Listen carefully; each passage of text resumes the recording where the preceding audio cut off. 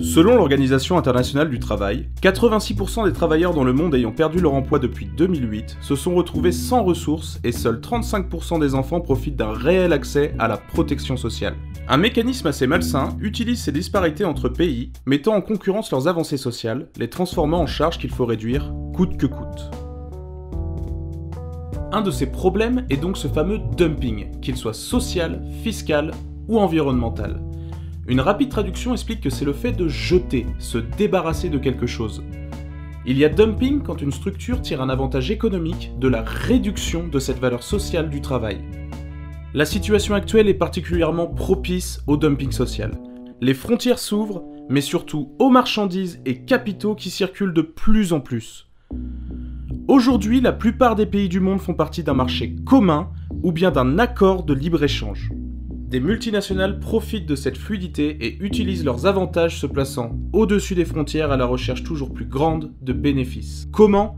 Lors de l'installation d'une activité, il semble logique de la placer au plus près du consommateur, ou bien là où se situent les savoir-faire, les infrastructures. Mais le plus rentable est tristement d'extraire une matière première dans un pays aux normes environnementales faibles, puis d'aller les transformer et les assembler dans un autre avec peu ou pas de protection sociale, tout en plaçant le siège de l'entreprise ailleurs où la fiscalité est très favorable. Le tout en vendant dans des pays aisés où le prix de vente permet une marge confortable.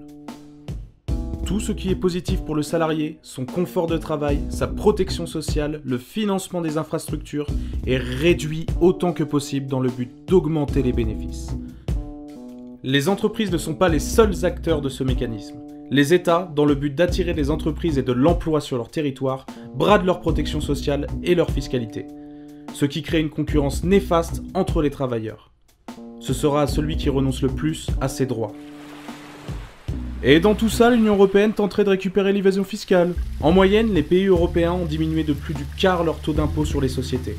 Entre 2010 et 2016, le taux moyen est passé de plus de 32% à 23%. Une nouvelle baisse est même prévue en France. La régulation apparaît donc nécessaire. Alors que faire ? Le problème vient le plus souvent de différences de valeur sociale du travail entre pays. Certains proposent une taxe fixe ou une TVA sociale qui consisterait à appliquer une TVA plus grande sur ces produits. Mais cela pousserait soit la fermeture de l'usine non rentable, soit une baisse encore plus grande de la valeur sociale du travail pour rester compétitif. Ce qui créerait une concurrence encore plus grande, pousserait peut-être même à l'isolationnisme, au repli sur soi. La Fédération nationale des industries chimiques de la CGT propose un bouclier anti-dumping social. Au lieu d'une taxe fixe, elle s'adapterait pour chaque pays et produit et serait calculée en fonction de la différence de valeur sociale du travail, de la fiscalité et des normes environnementales. On peut facilement établir le montant de la taxe, et quelle que soit l'évolution de la situation, changement de protection sociale, instauration de cette même taxe ailleurs, elle peut jouer le même rôle. Ce bouclier générerait donc des revenus qui pourraient être alloués à l'emploi, la protection sociale, etc.